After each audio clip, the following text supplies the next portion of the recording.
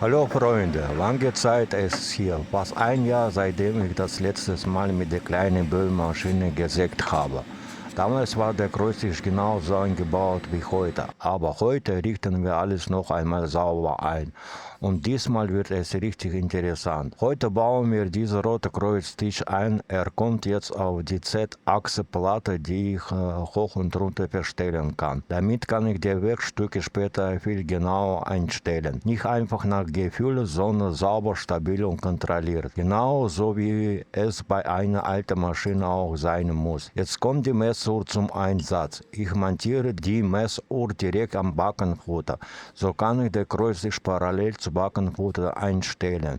Erst messe ich eine Seite vom Kreuztisch, dann messe ich die andere Seite vom Kreuztisch. Wenn die Messuhr einen Unterschied zeigt, steht der Kreuztisch noch nicht parallel zum Backenfutter. Dann wird nachgestellt, wieder messen, wieder korrigieren, solange bis die Messuhr auf dieser Seite praktisch 0,0 mm zeigt. Erst dann weiß ich, der Kreuztisch steht wirklich parallel zu Backenfutter. Und genau das ist wichtig, damit später bei Sägen nicht schief läuft. Wenn alles perfekt angestellt ist, ziehen wir Bolzen richtig fest an. Da darf sich später Unterlass absolut nicht mehr bewegen. Beim Sägen entstehen Vibrationen und wenn der Tisch dann wandert, war die ganze Messarbeit umsonst. Also lieber einmal langsam sauber und richtig festmachen. Und hier die Materialien: massive 20 mm Stahlplatte. Diese Stahlplatte war ursprünglich 500 x 500 mm groß. Sie wurde mit Autogen geschnitten, also mit Gasbrenner. Und die andere Kante wurde grob auf eine große hydraulische Tafelschere abgeschnitten. Das Problem ist, hier gibt es keine richtige Referenzkante. Keine Seite ist wirklich sauber gerade. Darum sägen wir zuerst die Brennkante weg. Erst wenn diese schlechte Kante weg ist, haben wir eine erste saubere Fläche. Und von dieser Fläche können wir dann später genau weiterarbeiten. Diese Stahlplatte war von Anfang an überall stückweise zugeschnitten, so wie ich das Material damals gebraucht habe. Deshalb war es am Anfang gar nicht so einfach, die Platte sauber auf den Kreuztisch zu platzieren. Der Kreuztisch hat ungefähr 475 x 153 mm. Gekauft habe ich damals bei Amazon. Schlecht kann ich den Tisch nicht nennen. Er ist massiv aus Gusseisen gebaut, aber natürlich war nicht alles perfekt. Die Halterungen für die Gewindespindel waren krumm. Einige Teile habe ich schon nachbearbeitet. Auch für das Maßschalenrad habe ich schon etwas verbessert. Ich habe normale Kugellager und axiale Kugellager angesetzt. Die Platten hatten sehr scharfe Kanten. Die habe ich eingegratet und nachgearbeitet. Die Fläche habe ich auch geschabt. Nicht bis perfekt, nur so weit, dass ich damit arbeiten kann. Am Ende hat es funktioniert. Danach habe ich den Kreuztisch neu lackiert, aber die Farbe passt leider nicht richtig zur Böllmaschine. Später bekommt der Kreuztisch wahrscheinlich noch einmal eine neue Farbe, aber erst wenn ich noch besser geschabt habe und wenn die Spindel oder Mutter verbessert ist. Denn bei Sägen hat die Mutter noch gewaltige Spiele. Wenn das Sägeblatt mit scharfen Zähnen nach vorne zieht, springt das Gewinde. Dann kann das Sägeblatt klemmen. Das muss später unbedingt geändert werden. Aber das ist ein anderes Projekt. Wenn euch dieser Kreuztisch interessiert, verlinke ich unter der Beschreibung. Für das Geld und für diese Größe kann man wirklich nicht meckern.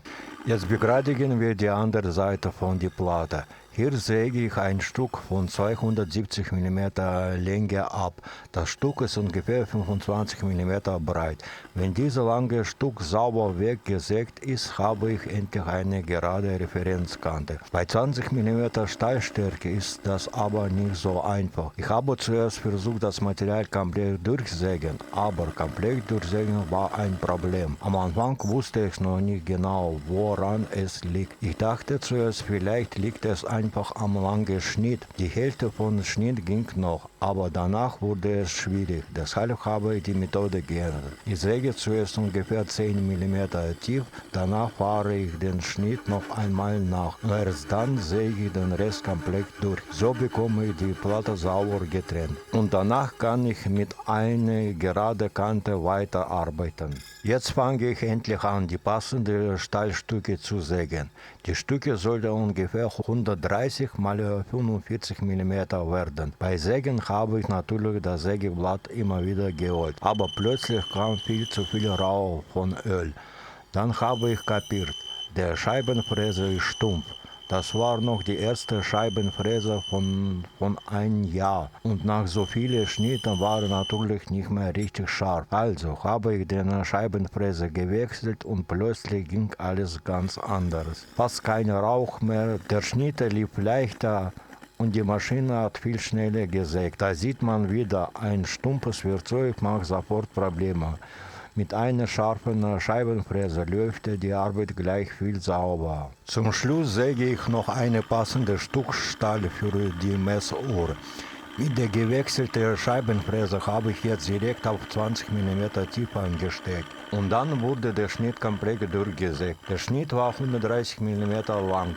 Gedauert hat das Ganze 8 Minuten. Ich weiß, das ist nicht besonders schnell, aber diesmal war der Schnitt endlich gerade und von allen ohne große Probleme durchgesägt. Genau so wollte ich das haben. Wenn euch das Video gefallen hat, bleibt dran und verpasst weitere Projekte nicht. Bis dann, eure Werkstatt Vitali.